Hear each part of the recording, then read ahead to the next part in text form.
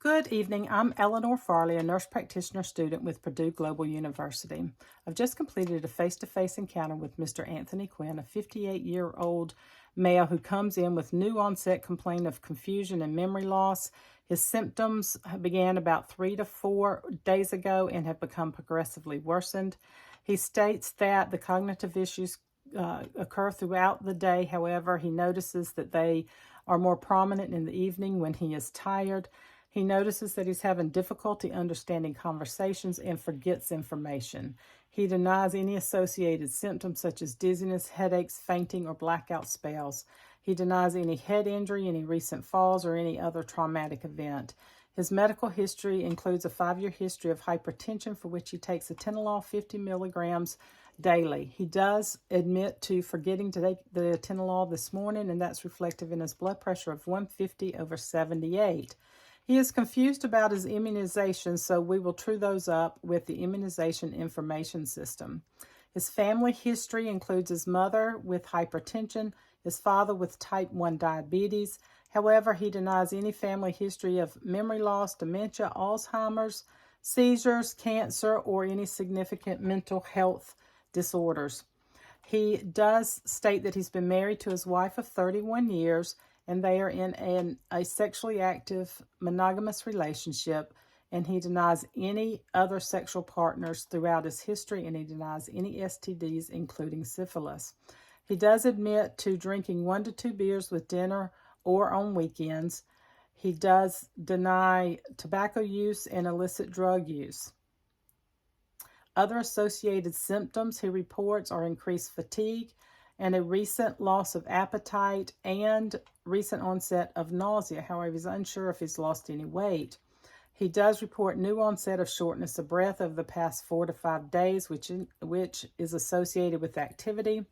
He also has reported new onset of nocturia and a decrease in urine output without any changes in urine color or his stream. He does deny dysuria. He reports joint swelling, particularly in the evenings for the past 2 weeks, and he reports increased irritability and anxiety. On objective physical exam, it's notable that his BMI is 32.7, which is considered obese. His skin assessment is notable for no signs of jaundice, cyanosis, or pallor. His sclera is clear.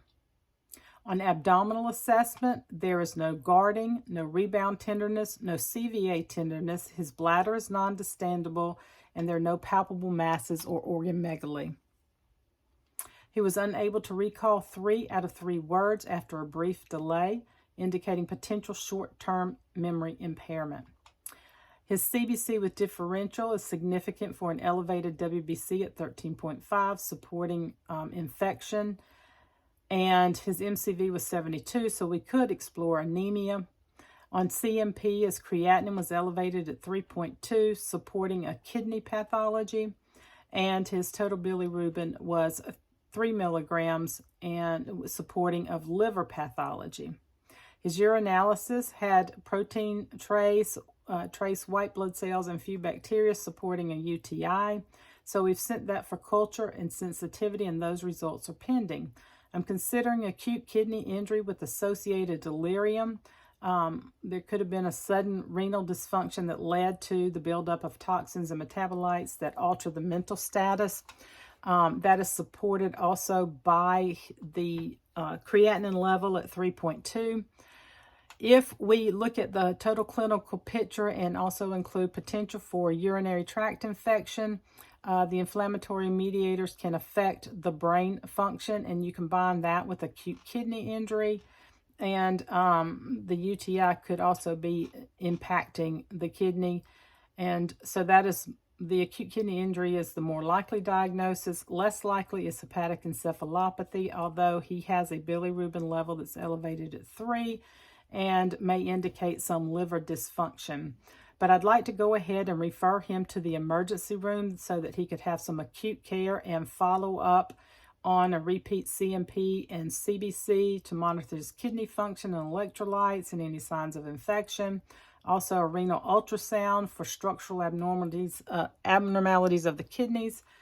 That urine culture is pending, liver function test to rule out hepatic encephalopathy, and go ahead and get the nephrology referral in the hospital. And I'd like for him to follow up with me to after his hospitalization to reassess the blood pressure management, monitor his kidney function, and ensure medications are optimized for renal health.